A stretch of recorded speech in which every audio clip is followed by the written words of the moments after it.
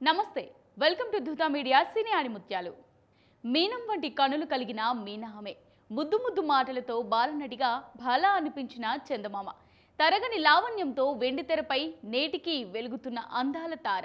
అందంతోనూ అభినయంతోనూ ప్రేక్షకుల హృదయాల్లో బాణీలు పలికించిన బాలకుమారి. కళ్ళతోనే హావభావాలు పలికించగల అద్భుతమైన నటి.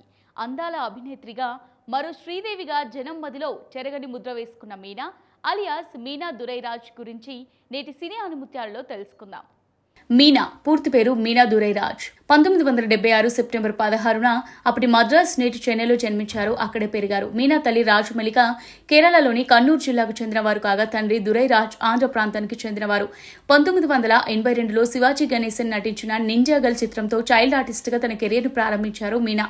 ఆ తర్వాత రజనీకాంత్తో ఎంకయ్య కెట్టా కురల్, అన్బుల్లా రజనీకాంత్ అనే 2 సినిమాల్లో చైల్డ్ ఆర్టిస్ట్గా నటించారు. పీజీ విశ్వంభరన్ దర్శకత్వం వహించిన ఒరు కుచ్చుకథ ఆరు పతాయత కథ చిత్రంతో బాలనటిగా మలయాళంలోకి ఎంట్రీ ఇచ్చారు. ఇలా చైల్డ్ ఆర్టిస్ట్గానే 45 చిత్రాలు చేసేశారు మీనా. తెలుగు ఇండస్ట్రీ విషయానికి వస్తే మీనా మొదటిసారి కనిపించిన చిత్రం కృష్ణ హీరోగా రూపొందిన సిరిపురం మోనగాడు అని చెప్పవచ్చు. ఈ సినిమా తర్వాత ఇల్లాలు ప్రియురాలు, కోడెత్రాచు, బావ మరదలు, సూర్యచంద్ర, రెండ్రెల్లారు, సిరివెన్నెల సినిమాలో బాలనటిగా భలే భలేగా నటించి అలరించారు మీనా దురైరాజ్. మోహన్ గాంధీ దర్శకత్వంలో విజయశాంతి కథనాయికగా తెరకెక్కిన కర్తవ్యంలోనూ లేలేత అందాలతో ఓ కీలక పాత్ర పోషించారు మీనా. ఏఎన్ఆర్ ముఖ్య పాత్ర పోషించిన సీతారామయ్య గారి మనుమరాలు పాత్రలు జీవించేశారు. ఏఎన్ఆర్తో పోటీగా నటించి మెప్పించారు. ఏఎన్ఆర్తో కలిసి నటించిన రాజేశ్వరి కళ్యాణి సినిమాలో నటనకు గాను ఉత్తమ నటిగా నంది అవార్డు సొంతం చేసుకున్నారు. అన్బుల్లా రజనీలో రజనీకాంత్తో పాటు బాలనటిగా నటించిన మీనా తర్వాత ముత్తు చిత్రంలో ప్రధాన హీరోయిన్ గా మెరిపించారు. అలాగే సూపర్ కృష్ణతోనూ ఇంద్రభవనంలో నాయికగా నటించారు మీనా. ఈ సమయంలో మీనాను మరో శ్రీదేవిగా సినీ పండితులు కీర్తించారు. అంతటి నటన నైపుణ్యాలను ప్రదర్శించారు మీనా. ఇలా టాప్ హీరోయిన్ గా చెలామణి అవుతూ టాలీవుడ్ లో తనకు తిరుగులేదని నిరూపించుకున్నారు.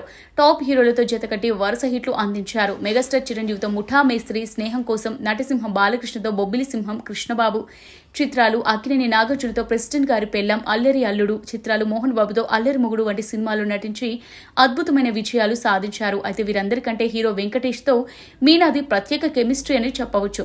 టాలీవుడ్ పరిశ్రమలో మీనా వెంకటేష్ టాప్ హిట్ పేర్.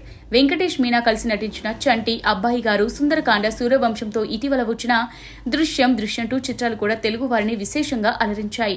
ఇలా చెప్పుకుంటూ పోతే అల్లరి పిల్ల, గిల్లి కచ్చాలు, పెళ్ళాం చెబితే వినాలి, భలే పెళ్ళం, చిలకపచ్చ కాపురం, మా అన్నయ్య, పాపే నా ప్రాణం, అమ్మాయి కోసం, పుట్టింటికి రాచల్లి, స్వామి, వెంగమాంబ వంటి సినిమాల్లోనూ మీనా అభినయం ఆకట్టుకుంది.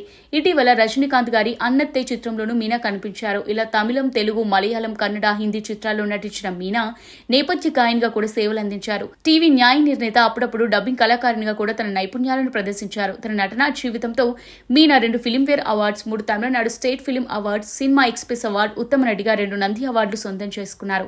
1998లో తమిళనాడు ప్రభుత్వం మీనాను కలైమామణి అవార్డుతో సత్కరించి గౌరవించింది. ఇక మీనా వ్యక్తిగత విషయానికి వస్తే తెరపై సాగినంత సాఫీగా ఆమె రియల్ లైఫ్ సాగడం లేదనే చెప్పాలి. బెంగళూరుకు చెందిన సాఫ్ట్వేర్ ఇంజనీర్ విద్యాసాగర్ను 2009లో వివాహం చేసుకున్నారు మీనా. ఈ దంపతులకు నైనిక అనే అమ్మాయి కూడా ఉంది. అయితే ఆనందం ఎక్కువ రోజులు ఉండలేదు. కరోనా మహమ్మారి మీనా కుటుంబాన్ని కబలించింది. కరోనా బారిన భర్త విద్యాసాగర్ ఊపిరితిత్తుల సంబంధిత వ్యాధితో 2022 జూన్ 28న మరణించారు. అప్పటి నుంచి మీనా యాక్టివ్గా లేరని చెప్పాలి. ఇటీవల ఆమె సెకండ్ ఇన్నింగ్స్ ప్రారంభిస్తారని ప్రచారం జరిగినా ఆమె ఇంతవరకు ఏ సినిమాలో నటించలేదు. ఇటీవల 2వ పెళ్లి వార్తలు రావడంపై ఆమె తీవ్రంగా స్పందించారు. తప్పుడు వార్తలు రాయొద్దని రిక్వెస్ట్ చేశారు. మరి భవిష్యత్తులో మీనా జీవితం ఏ మలుపు తిరగబోతుందో చూద్దాం. ఇది వాళ్ళ సినీ ఆణిముత్యాలు. మరో నటి ప్రస్థానంతో మళ్ళీ కలుద్దాం. Keep watching Dhruta media.